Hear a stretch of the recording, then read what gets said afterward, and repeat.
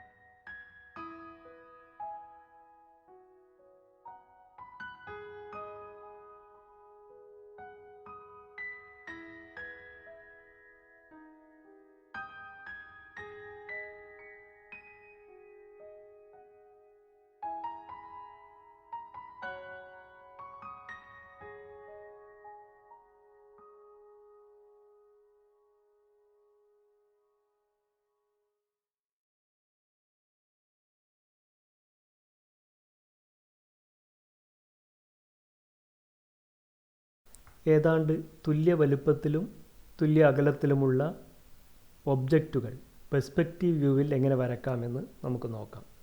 ഉദാഹരണത്തിന് റോഡ് സൈഡിൽ വെച്ച് പിടിപ്പിച്ചിട്ടുള്ള മരങ്ങൾ, ഇലക്ട്രിക് പോസ്റ്റുകൾ എന്നിവ. വാനിഷിംഗ് പോയിൻറ്റും ഏറ്റവും അടുത്തുള്ള ഒബ്ജക്റ്റും വരച്ചതിന് ശേഷം വാനിഷിംഗ് പോയിൻറ്റിൽ നിന്ന് 2 ഗൈഡ് ലൈനുകൾ ഒബ്ജക്റ്റിൻ്റെ മുകൾ ഭാഗത്തേക്കും താഴ്ഭാഗത്തേക്കും വരയ്ക്കുക. അതിനുശേഷം വസ്തുക്കൾ എത്ര ദൂരത്തിലാണോ വേണ്ടത് അതിനനുസരിച്ച് രണ്ടാമത്തെ ഒബ്ജക്റ്റും കൂടി വരയ്ക്കുക. ഗൈഡ് ലൈനുകളുടെ ഇടയിൽ വരുന്ന രീതിയിൽ രണ്ടാമത്തെ ഒബ്ജക്റ്റും വരയ്ക്കുക.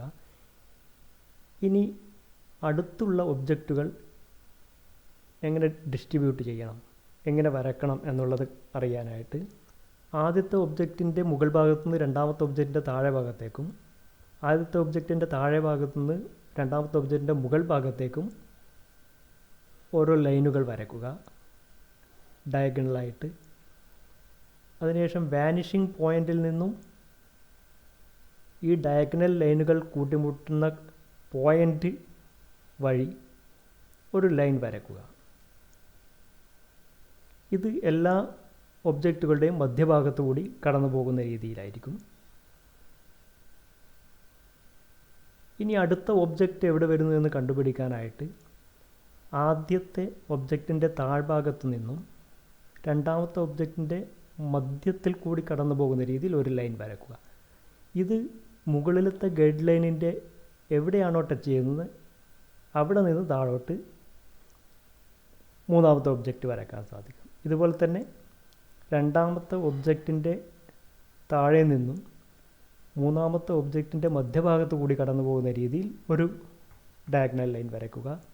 അത് മുകളിലത്തെ ഗൈഡ് ലൈൻസിന് എവിടെയാണോ ടച്ച് ചെയ്യുന്നത് അവിടെ നിന്നും അവിടെ ആയിരിക്കും നാലാമത്തെ ഒബ്ജക്റ്റ് വരുന്നത്. ഇത് പ്രോസസ്സ് കണ്ടിന്യൂ ചെയ്തുകൊണ്ട് നമുക്ക് എത്ര ഒബ്ജക്റ്റുകൾ വേണമെങ്കിലും തുല്യ ദൂരത്തിൽ വരച്ചെടുക്കാവുന്നതാണ്.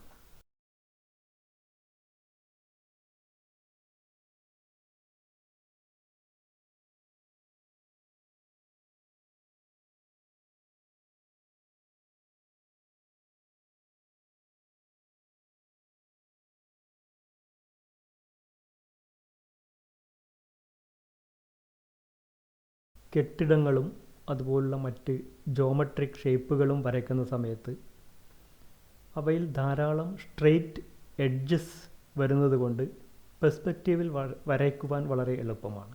എന്നാൽ മനുഷ്യരൂപങ്ങൾ, മരങ്ങൾ തുടങ്ങിയ ഓർഗാനിക് ഷേപ്പുകൾ വരയ്ക്കുവാൻ അത്ര എളുപ്പമല്ല.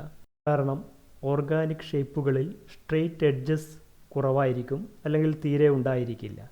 എന്നാൽ ഈ ഓർഗാനിക് ഷേപ്പുകളെ ലളിതമായ സ്ക്വയർ, സിലിണ്ടർ തുടങ്ങിയ ജോമെട്രിക് ഷേപ്പുകളായി സിംപ്ലിഫൈ ചെയ്തതിന് ശേഷം ഈ ജോമെട്രിക് ഷേപ്പുകൾ പെർസ്പെക്റ്റീവ് വ്യൂവിൽ വിവിധ ആംഗിളുകളിൽ എങ്ങനെ വരുന്നുവോ അത് ഗൈഡ് ലൈൻസ് ആക്കിക്കൊണ്ട് ഓർഗാനിക് ഷേപ്പുകളും വരച്ചെടുക്കാവുന്നതാണ്.